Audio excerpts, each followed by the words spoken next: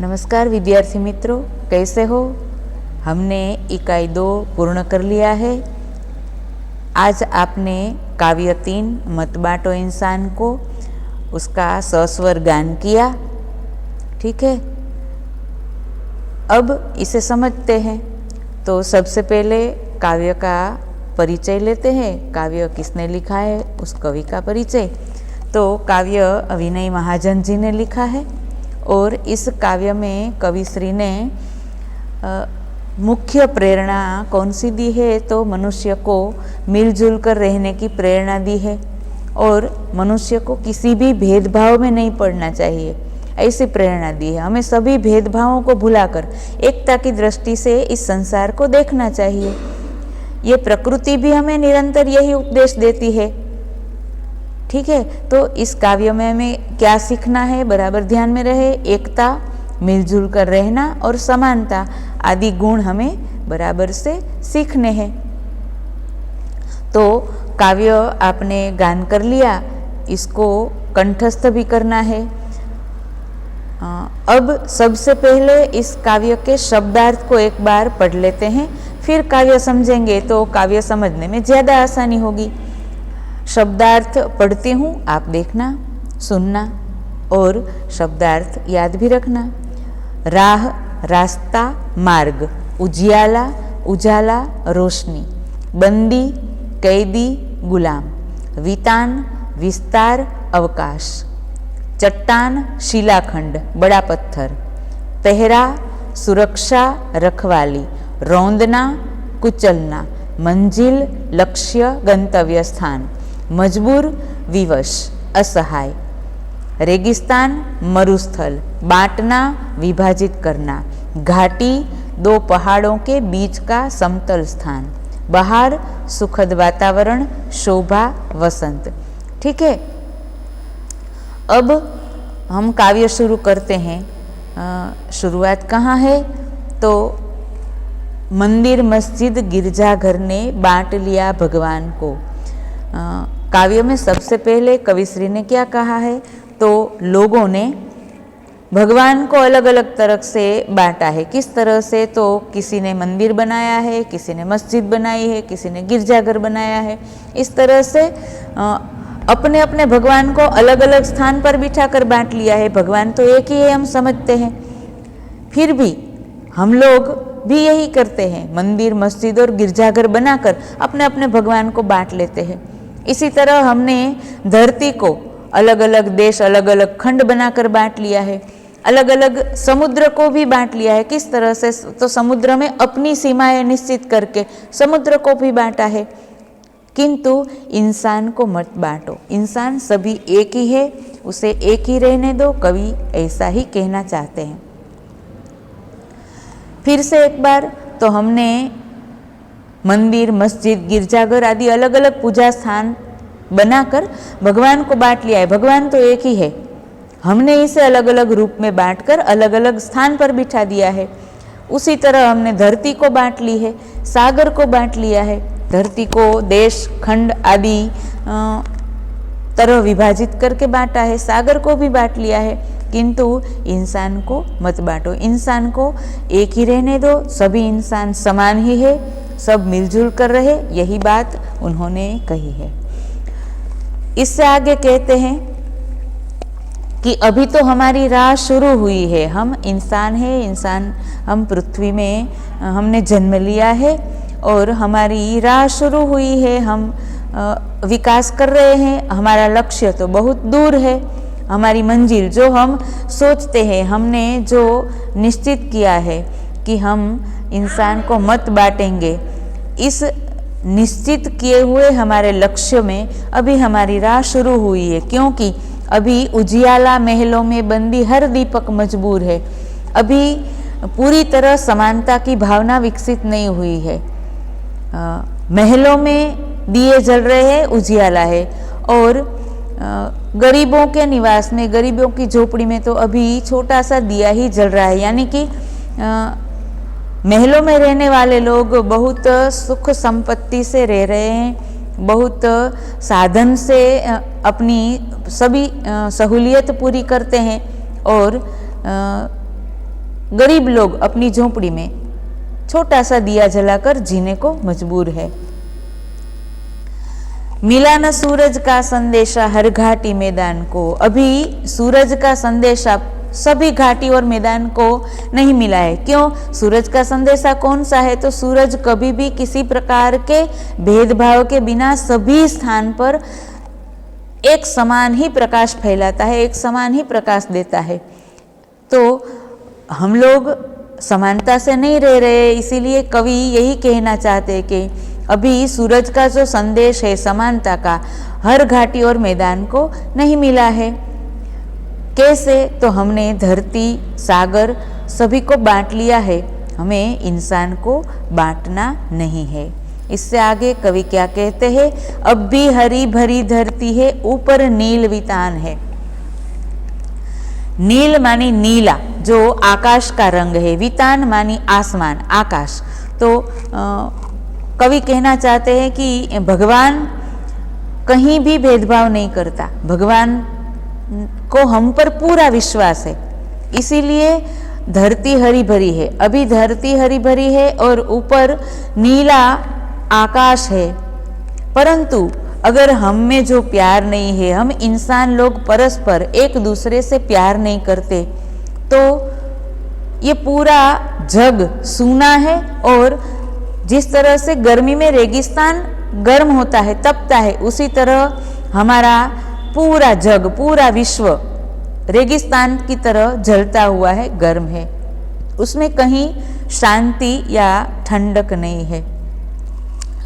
फिर से एक बार कवि क्या कहना चाहते हैं? तो धरती हरी भरी है, ऊपर आसमान नीला है, वितान मानी आसमान, आसमान नीला है। परंतु अगर मनुष्य के बीच प्यार न हो तो ये पूरा जग जलता हुआ रेगिस्तान के समान सूना है, पूरा जग सूना है, उसमें मानो कुछ नहीं है और रेगिस्तान की समान जलता हुआ है। इसे क्या करना है?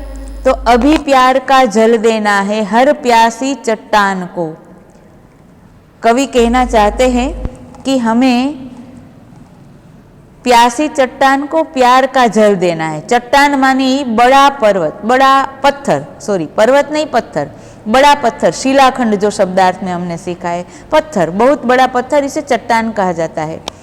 तो जिस तरह से प्यासी चट्टान को जल देकर ठंडा किया जाता है, उसी तरह से हमें सभी मनुष्यों को जो प्यार के लिए तरस रहे हैं, जो गरीब है, जो उपेक्षित है, जिसको कोई साथ लेकर नहीं चलता, जिसकी कोई मदद नहीं करता, ऐसे मनुष्यों को हमें प्यार रूपी जल देना है। हमें प्यार से उसके साथ व्यवहार करना है, उसको प्यार देना है। तो धरती प्यासी है, इसे हमें प्यार देना है और मनुष्य को समानता से, जिस तरह से ईश्वर भगवान कहीं भी भेदभाव नहीं रखता, धरती हरी भरी रखता है, आसमान एकदम से सुंदर नीला रखता है, उसी तरह हमें भी धरती को प्यार देना है। यानी कि सभी धरती में रहने वाले सभी गरीब दीन दुखियों को समानता से रखना है। और धरती को बांटी है हमने, सागर को बांटा है, इंसान को नहीं बांटना है। अगर हम मिलजुल कर रहेंगे, अगर हम सबको प्यार देंगे, सबके साथ प्यार से रहेंगे, गरीब अमीर का भेदभाव नहीं करेंगे, तो हम बहुत आगे बढ़ेंगे। इससे क्या होगा? तो हम सबको साथ लेकर चलेंगे। इस पंक्तियों में कवि ने यही समझाया है, साथ उठें सब तो पहरा हो सूरज का हर द्वार पर। हम एक साथ चलेंगे, साथ उठें मानी सबको साथ लेकर चलेंगे। हम सबको साथ लेकर चलेंगे तो सूरज का हर द्वार पर पहरा होगा, मानी सूरज की रोशनी यानी कि प्रकाश सब स्थान पर पहुंचेगा। इस तरह से हम अगर सबको साथ लेकर चलेंगे तो सबको सुख मिलेगा, सब सुखी होंगे, सभी के दुख दूर होंगे। इसीलिए हमें यही करना है। साथ उठें सब तो पहरा हो सूरज का हर द्वार पर, और इसी से हर उदास आंगन का हक हो खिलती हुई बहार पर। कोई भी उदास है, कोई भी लोग दुखी है, तो उसे भी पूरा हक है कि खुश रहे। खिलती हुई बहार मानी बहार वसंत ऋतु को कहते हैं। वसंत ऋतु यानी कि खुशी का मौसम। तो खिलती हुई बहार पर, खुशियों पर सबका हक है। अगर हम सबको साथ लेकर चलेंगे तो सब खुश होंगे, सब को खुशी मिलेगी। जिस तरह से अमीर लोगों का ही खुशियों पर हक है, उसी तरह से गरीब लोग भी खुश होंगे और सबको खुशी मिलेगी, यानी कि उनके हक की खुशी उनको मिलेगी। फिर क्या होगा? तो रौंद न पाएगा फिर कोई मौसम की मुस्कान को। रौंदना मानी कुचलना। जिस तरह से फूल को कुचल देते हैं, पत्तियों को कुचल देते हैं, इस तरह से हम गरीब लोगों की मुस्कान को, उसके सुख को, उसके हास्य को कोई भी कुचल न पाए, ऐसा करेंगे। इसके लिए हमें क्या करना है? तो सबको साथ लेकर चलना है, और इस तरह से हम उसको मदद करेंगे जिसको दुख है, जो उदास है। उसकी मुस्कान को कोई कुचल नहीं पाएगा, यानी कि उसके आनंद को, उसकी खुशियों को कोई नहीं लूटेगा। सब खुश रहेंगे, सब आनंद से रहेंगे। जिस तरह से हमने धरती बांटी है, सागर बांटा है, उस तरह से हमें इंसान को नहीं बांटना है। हमने धरती तो बांट ली है, सागर को बांट लिया है, इंसान को बांटना नहीं है। विनय महाजन जी ने पूरे काव्य में जो समझाया है, हम फिर से एक बार इसका पुनरावर्तन कर लेते हैं। तो कवि कहना चाहते हैं कि हमें मिलजुल कर रहना है। जिस तरह से मनुष्य ने मंदिर, मस्जिद, गिरजाघर बनाकर भगवान को बांट लिया है, इस तरह से उन्होंने धरती भी बांट ली है। अपना अपना देश, अपनी सीमाएं नक्की करके धरती को बांटी है। समुद्र में भी अपनी सीमा निश्चित करके समुद्र को बांट लिया है। किंतु कवि कहना चाहते हैं कि इंसान को मत बांटो, क्योंकि हमें अभी तो हमने अपनी राह शुरू की है। कौन सी राह? तो हमने इस काव्य में अपना लक्ष्य कौन सा निश्चित किया है? तो समानता का लक्ष्य निश्चित किया है, मिलजुल कर रहने का लक्ष्य निश्चित किया है। तो उस ओर चलने के लिए हमारी राह शुरू हुई है, हमारा चलना शुरू हुआ है। अभी तो मंजिल बहुत दूर है, क्योंकि अभी तक जो गरीब और अमीर का भेदभाव है मिटा नहीं है। गरीब अमीर लोग अपने महलों में बहुत सुख से रहते हैं, उनके महलों में बिजली का प्रकाश है, बहुत सारी सुविधाएं हैं, किंतु गरीब लोग झोपड़ी में रहने को मजबूर है और छोटे से दिए से अपना काम चलाने को मजबूर है। अभी तक सूरज का संदेशा सब जगह नहीं मिला है। जिस तरह से सूरज सब जगह पर भेदभाव किए बिना प्रकाश फैलाता है, उसी तरह हमें भी सब जगह पर समानता से रहना है। पूरा संदेशा सूरज का हमने स्वीकार नहीं किया है, उसे हमें स्वीकार करना है। हमने धरती बांटी है, सागर बांटा है, इंसान को बांटना नहीं है। कुदरत को, प्रकृति को, ईश्वर को हम पर विश्वास है, ईश्वर को सृष्टि पर विश्वास है। इसीलिए ईश्वर ने पूरी धरती हरी भरी बनाई है, कहीं भी उन्होंने भेदभाव नहीं किया है। तो अब भी धरती हरी भरी है, यही साबिती है कि ईश्वर ने हमें बहुत कुछ दिया है। ईश्वर को हम पर विश्वास है। ईश्वर हमें कुछ भी भेदभाव किए बिना सब कुछ देता है। और ऊपर नील वितान है, नीले रंग का आकाश है। परंतु अगर इंसानों में एक दूसरे में प्यार नहीं है तो पूरा जग सूना है और जलता रेगिस्तान के समान है। हमें क्या करना है? तो हमें सभी को प्यार रूपी जल देना है, यानी कि सभी दीन दुखियों को, गरीबों को प्यार देना है, प्यार से रखना है।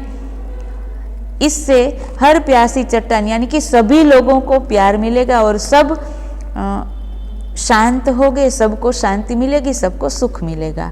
कवि आगे कहते हैं कि हमने धरती बांटी है, सागर बांटा है, इंसान को मत बांटे। अब इससे आगे क्या करना है, तो सबको साथ लेकर चलना है। अगर हम साथ लेकर चलेंगे तो हमें सूरज का पूरा संदेशा मिलेगा, और सूरज हर द्वार पर अपनी रोशनी फैलाता है, यही यानी कि उजाला और सुख का आनंद मिलेगा। सूरज हर द्वार पर जाता है तो हमें भी यही देखना है कि हर उदास आंगन को खुश रहने का हक है। सभी दीन दुखियों को खुश रहने का, सुखी रहने का पूरा हक है। जिस तरह से अमीरों को, सत्ताधारियों को, सशक्त लोगों को खुश रहने का हक है, उसी प्रकार से दीन दुखी गरीब को इतना ही हक है कि वे भी खुश रहे और खुशियों से जिए। तो हम अगर सबको साथ लेकर चलेंगे तो कोई भी गरीबों की खुशियों को रोंद नहीं पाएगा और उनको भी खुशियों के मौसम को अनुभव करने का समय मिलेगा, अनुभव करने की उसकी भी हिम्मत होगी। इस तरह से कवि कहते हैं, हमने धरती बांटी है, सागर को बांटा है और इंसान को बांटना नहीं है। अब आपको क्या करना है, आप गृह कार्य एक बार फिर से समझ लीजिए। आपको काव्य एक अपनी रफ नोट में लिखना है और उसके शब्दार्थ भी एक बार रफ नोट में लिखकर कंठस्थ करना है। आपने काव्य सुना है तो सुनकर उसको गाना सीखना है और गाकर कंठस्थ करना है। ठीक है, आज का आपका गृह कार्य बराबर से समझ लिया। इससे आगे का गृह कार्य और भी एक दे रही हूँ। तो जिस तरह से मैंने काव्य का भावार्थ समझाया है, उसी तरह आपको भावार्थ अपनी रफ नोट में हिंदी में लिखना है। याद रहे आपको क्या क्या गृह कार्य में लिखना है। तो गृह कार्य में रफ नोट में काव्य और उसके शब्दार्थ और उसका भावार्थ तीनों रफ नोट में लिखने हैं। ठीक है।